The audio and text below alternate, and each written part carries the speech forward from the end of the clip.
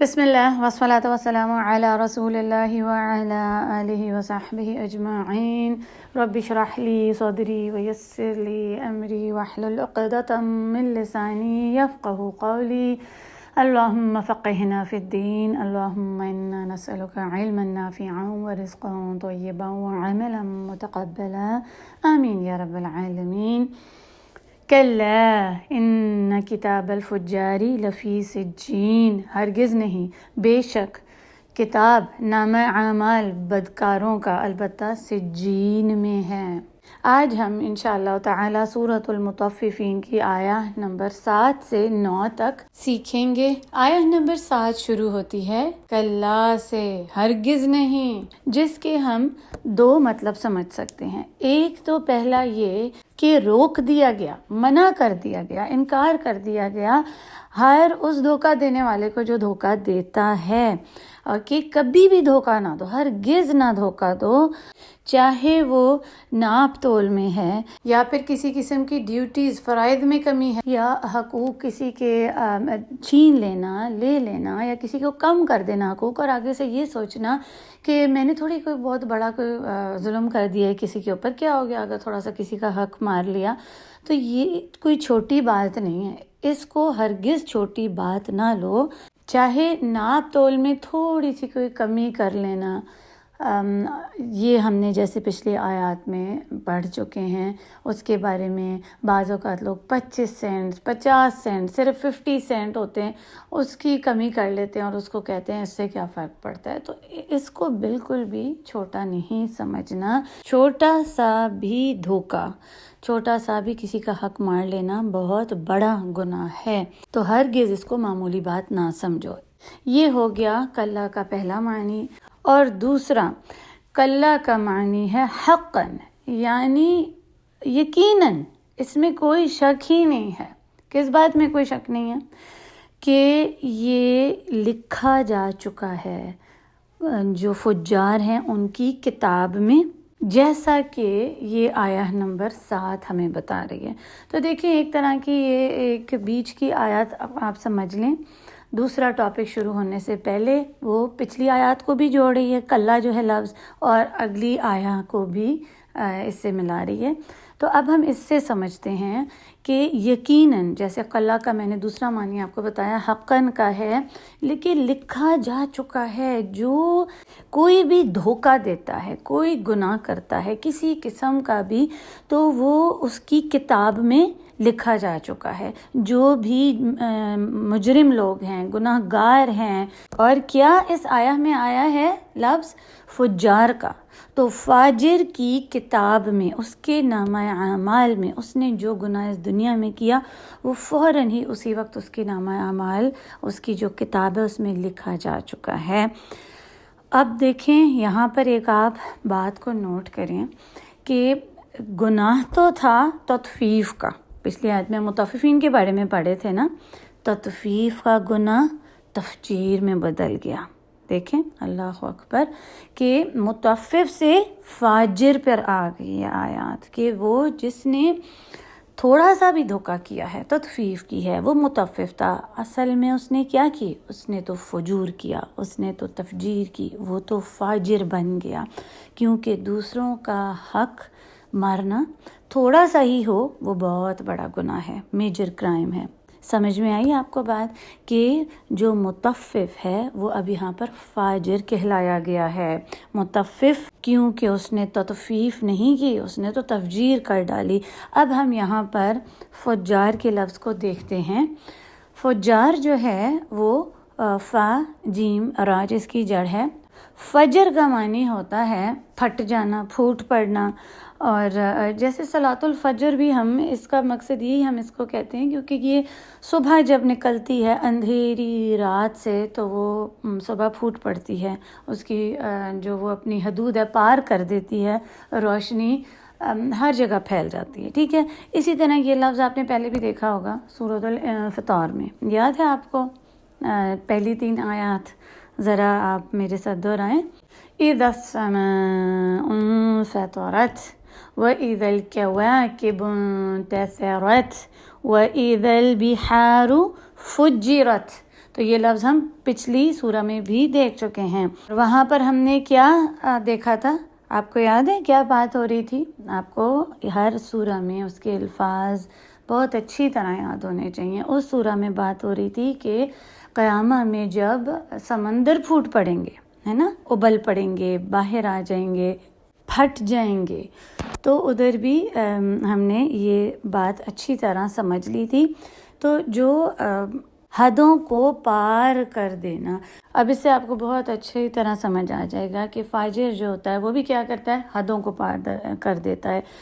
گناہ میں، غصے میں وہ گناہ بہت سارے کرتا ہے، بہت سا فجور کرتا ہے اور کھلے عام کرتا ہے گناہ. ایسے گناہ جو دوسروں کو اثر انداز کرتے ہیں، نہ صرف اپنے آپ کو بلکہ دوسروں کو بھی تکلیف پہنچتی ہے، اور بڑے کانفیڈنٹلی گناہ کرتا جاتا ہے، اس میں ماہر ہو جاتا ہے.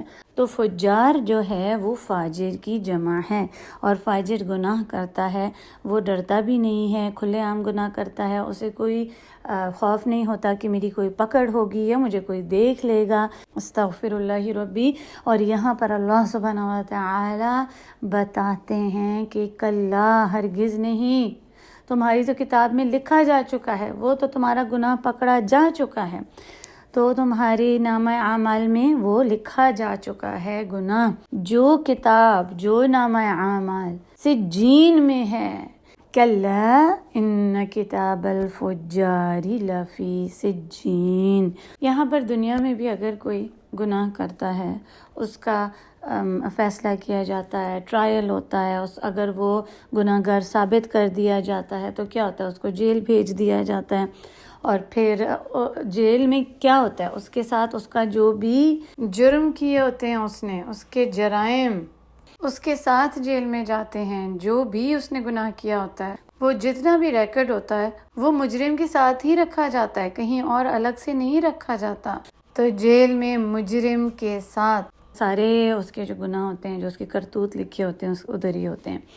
اب یہ تو عام جیل کی بات ہے، لیکن جس سجین کی اللہ جل جلالہ بات کرے ہیں نا، وہ عام سجن نہیں ہے، وہ عام جیل نہیں ہے. یہ سجن جو ہے، پریزن، یہ گرینڈ پریزن ہے، بہت ہی بڑا اور خطرناک، بھیانک، اور ایسی جگہ، ایسی جیل ہے جہاں سے کوئی بھاگ نہیں سکتا. وہاں پر یہ جو فجار ہیں، فاجر لوگ ہیں، ان کی روحیں اور ان کے نامہ اعمال رکھے ہوئے ہیں. کیونکہ دیکھیں اس آیا میں ہم دیکھ رہے ہیں کہ یہ حال کی بات ہو رہی ہے، پریزنٹ ٹینس کی بات. تو وہ ابھی دنیا میں کوئی گناہ کرتے ہی ہیں تو فوراً ہی ان کے نامہ اعمال میں لکھ دیا جاتا ہے، ان کی کتاب میں، اور وہ سجین میں ہے. اور اس بات کو آپ ذہن میں رکھیں کہ دیکھیں یہ متففین کے بارے میں ہو رہی تھی نا بات. تو چاہے وہ کافر ہے یا مسلمان ہے، اس نے اگر دھوکہ دیا ہے نا تو وہ لکھا جا چکا ہے اس کی کتاب میں، کیونکہ اس نے تفجیر کی ہے، وہ فاجر بن گیا ہے. اور فجار کا نامہ اعمال کدھر ہے؟ سجین میں. اب سجین ہے کیا؟ آیہ نمبر 8 کو دیکھتے ہیں ہم.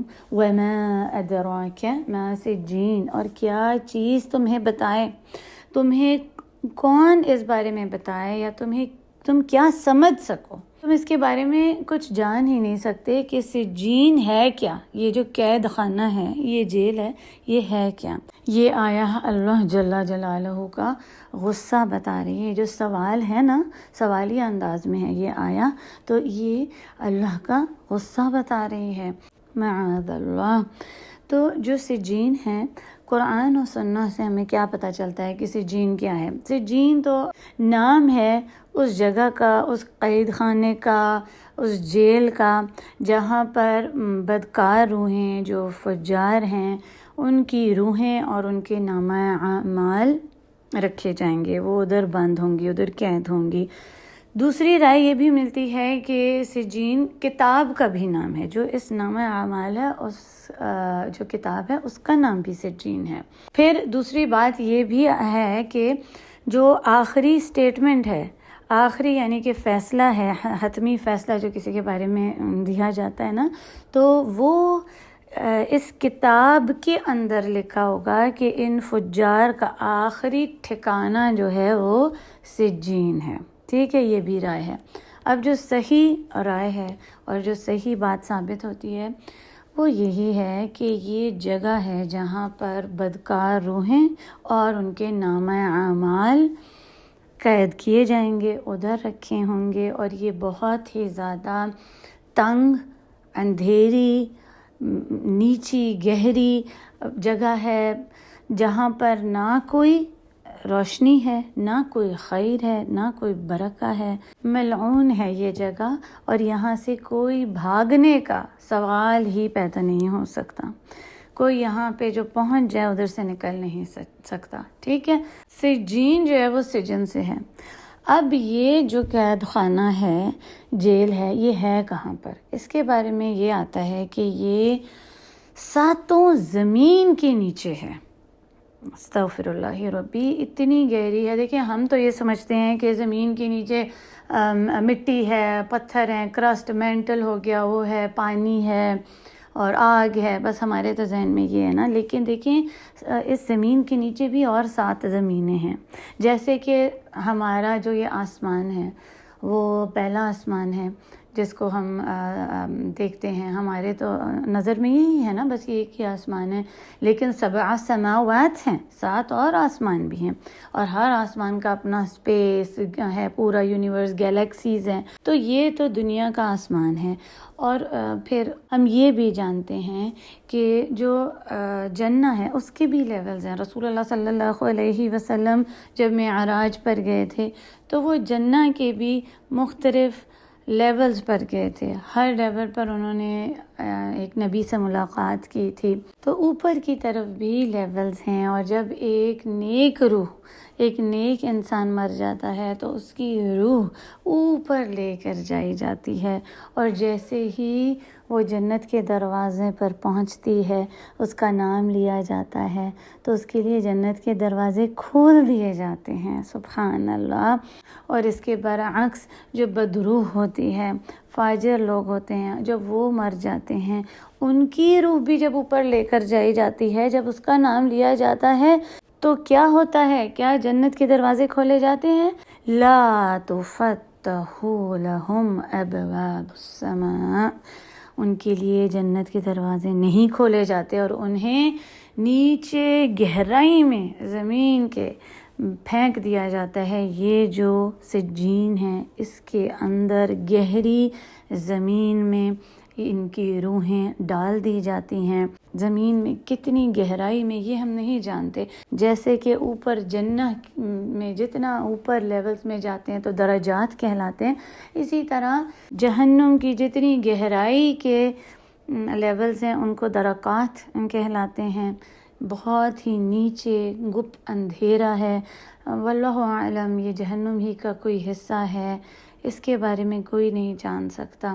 صرف کرسٹ، مٹی، مینٹل، پتھر، پانی اور آگ یہی نہیں ہے، اور اتنی زیادہ تو کھدائی بھی نہیں زمین میں کی جا سکی ابھی تک، تو سائنٹسٹ بھی زمین کے اندر جا نہیں سکے کیونکہ اتنا اندھیرا گپ ہے، وہاں پر کوئی پہنچ ہی نہیں سکتا۔ اور یہ جو سجین ہے اس کا تو سوال ہی پیدا نہیں ہو سکتا، یہاں پر تو کوئی بھی نہیں پہنچ سکتا۔ اور سب سے زیادہ ڈرا دینے والی بات بھی یہ ہے کہ یہ جو مجرم ہیں ان کا نامہ اعمال ادھر ہے، اس جیل میں ہے۔ اب دیکھیں کبھی بھی عام بھی جیلوں میں دیکھا جائے تو جتنے بھی جو لیگل ڈاکیومنٹس ہوتے ہیں وہ وارڈن کے پاس ہوتے ہیں، ان کے آفس میں ہوتے ہیں، میکسیمم ہائی الرٹ سیکیورٹی جو ہوتی ہے نا اس کے اندر ہوتے ہیں، یہ کہ وہاں پر پہنچنا ہی ناممکن ہے کیونکہ یہ ڈیٹا بیس ہوتا ہے، ڈیٹا ہاؤس ہوتا ہے، تو وہاں پر کوئی نہ پہنچ سکے۔ تو یہ تو دیکھیں آپ اللہ کی غیب کی باتیں ہیں، یہاں پر تو کوئی بھی نہیں پہنچ سکتا۔ یہاں دنیا میں تو پھر کوئی پاسبلٹی ہو سکتی ہے کہ ڈیلیٹ کر دیا جاتا ہے، چینج کر دیے جاتے ہیں ریکارڈز، لیکن نہ ہی تو یہ جو سجین ہے ادھر کوئی پہنچ سکتا ہے، اور نہ ہی تو ان کا نامہ اعمال ہے وہ جلائے جا سکتے ہیں، نہ ہی تو وہ غائب کیے جا سکتے ہیں، کیونکہ یہ جگہ خود ہی غائب ہے اور نظروں سے اوجھل ہے۔ تو فجار کے نامہ اعمال سجین میں ہوں گے، وہ جگہ جو کسی کی بھی پہنچ سے دور ہے۔ اور سبحان اللہ، اگلی آیا دیکھیں، اگلی آیا نمبر 9 میں کتاب مرقوم، ایک کتاب ہے لکھی ہوئی، مرقوم ہے را قاف میم، رقم سے رقمہ ہوتا ہے لکھنا کسی چیز کو، جیسے امپرنٹ کرنا یا انگریو کرنا کسی بہت ہی زیادہ تھک چیز میں، یا اکثر کہتے ہیں نا جیسے برانڈ کرنا، جیسے آپ دیکھیں اکثر پتھروں کے اندر جو تراش کر کے چیز لکھی جاتی ہے نا، وہ مٹ نہیں سکتی صاف صاف رائٹنگ میں۔ تو یہ جو آیا ہے ہمیں یہ بتاتی ہے کہ وہ ان کا جو نامہ اعمال ہے اس طرح نقش کیا گیا ہے کہ اگر تھوڑی سی کوئی امید بھی ہے نا اس کتاب کو پا لینے کی، تو اس کا جو ریکارڈ ہے اس کو تبدیل ہی نہیں کیا جا سکتا، کیونکہ یہ ایسے نقش ہے کہ اسے نہ ہی تو کوئی مٹایا جا سکتا ہے، جیسے آج کل دیکھیں کتنی بھی کوئی پرماننٹ انک ہوتی ہے، ان کو بھی کیمیکلز یا سینیٹائزرز وغیرہ یوز کر کے مٹا دیا جاتا ہے، یا اکثر ایسے پرماننٹ انکس ہوتی ہیں جو وقت کے ساتھ فیڈ ہو جاتی ہیں، لیکن اس کا تو سوال ہی پیدا نہیں ہو سکتا، کیونکہ یہ کتاب ایسی ہے کہ جو ہمیشہ کے لیے پرماننٹ ایچڈ ہوئی ہوئی ہے، کاروڈ ہوئی ہوئی ہے، جیسے امبرائڈری ہوتی ہے، اس کو تو نہیں مٹا سکتے نا آپ، جو سلائی کر کے جو لکھائی کی ہوتی ہے۔ اور آپ اس کو بھی چھوڑیں، آپ اس طرح سمجھیں کہ جیسے رقم ہوتا ہے نا، رقمہ من الارض کہتے ہیں کہ کوئی چیز جیسے باہر کی طرف ابری ہوئی ہوتی ہے، زمین کا حصہ بھی جو ابرا ہوا ہوتا ہے نا، تو اس کو جیسے آپ اس رقمہ کو آپ اس طرح سمجھیں کہ جیسے اکثر جو نابینا لوگ ہوتے ہیں ان کو جو کتاب دی جاتی ہے نا، بریل جس کو کہتے ہیں، وہ اس کی کیسی ہوتی ہے لکھائی، وہ دیکھنے تو نہیں سکتے لیکن وہ چھو کر اس کو محسوس کر کے سمجھ جاتے ہیں، تو ایسی جیسی ابری ہوئی ہے۔ اور آج کل تو بہت اچھی طرح ہم یہ سمجھ سکتے ہیں، لوگوز ہو گئے، لوگو پرنٹ ہوتے ہیں، ایسی ہوتی ہیں انکس وغیرہ، پینٹس جو ببل ہوتے ہیں، جو سرفیس سے اوپر ہوتے ہیں، اور اس طرح کی سبحان اللہ لکھائی ہے کہ جو کبھی بھی مٹائی نہیں جا سکتی۔ اور اس لفظ سے تو ہمیں بہت اچھی طرح واقف ہونا چاہیے، کم از کم ہم ہفتے میں ایک بار تو اس کو ضرور ہی پڑھتے ہیں۔ سورۃ الکہف میں اصحاب الکہف والرقیم، جو غار کے لوگ اور ان کے جو نام ہیں وہ ٹیبلٹس جو ہوتے تھے نا، جیسے لوہے کی ہوگی یا اس کے اوپر انگریو تھے، جیسے میں نے آپ کو پہلے بھی بتایا، جیسے پتھروں میں کوئی نقاشی کی ہو یا اس طرح کی۔ اللہ اکبر، کیسی وہ کتاب ہے۔ تو فجار جو ہیں ان کا جو کتاب ہے، نامہ اعمال ہے، ان کا ریکارڈ ہے، وہ پرماننٹلی پرنٹ ہو گیا ہے، روحوں کے ساتھ وہ سجین میں ایک ایک جو انہوں نے عمل کیا اس دنیا میں، وہ ساتھ ہی اس کتاب میں لکھا جاتا ہے اور پھر پھینک دیا جاتا ہے ان کی روحوں کے ساتھ اس سجین میں، جو ان کے کرتوت، ان کے گناہ تھے فاجر لوگوں کے۔ ان کا یہ گمان تھا کہ یہ چھوٹے چھوٹے گناہ ہیں، لیکن یہ تطفیف نہیں، یہ گناہ تو تفجیر بن گئے، اور وہ مطففین سے فجار میں تبدیل ہو گئے۔ اللہ سبحانہ و تعالی ہمیں ان میں سے کبھی بھی نہ کریں۔ اللہ سبحانہ و تعالی ہمیں محفوظ رکھیں کہ ہم کبھی بھی کوئی تطفیف کریں جو تفجیر میں بدل جائے، اور اللہ سبحانہ و تعالی ہمیں کبھی بھی ان بدکار روحوں کے ساتھ نہ ملائیں، ان فجار لوگوں سے نہ ملائیں جو اس سجین میں اپنے نامہ اعمال کے ساتھ بند کر دیے جائیں گے، ادھر گلنے سڑنے کے لیے اور بدترین سزاؤں اور عذاب کے لیے اس قید خانے سجین میں رکھے جائیں گے، معاذ اللہ۔ چلیں اب آئیں ان آیات کا ہم لفظی ترجمہ دیکھ لیتے ہیں۔ آیت نمبر 7، کلا، ہرگز نہیں، ان، بے شک، کتاب، نامہ اعمال کتاب ہے جو فجار کی، فجار فاجر کی جمع ہے، اس کے جو جڑ ہے وہ ہے فاجیم را، بدکار لوگ، فاجر لوگ، لفی البتہ لام کے لیے آتا ہے، اور فی اس میں سجین، سین جیم نون جس کی جڑ ہے سجن سے ہے، قید خانہ جیل۔ آیا نمبر 8 وما اور کیا چیز ادراکا تجھ کو سمجھائے، ما کیا ہے، سجین قید خانہ۔ آیا نمبر 9 کتاب ایک کتاب ہے، مرقوم را قاف میم اس کی جڑ ہے، مرقوم رقمہ سے لکھی ہوئی۔ سبحانک اللہم و بحمدک نشہد ان لا الہ الا انت نستغفرک و نتوب الیک۔ السلام علیکم و رحمۃ اللہ وبرکاتہ۔ كلا إن كتاب الفجار لفي سجين وما أدراك ما سجين كتاب مرقوم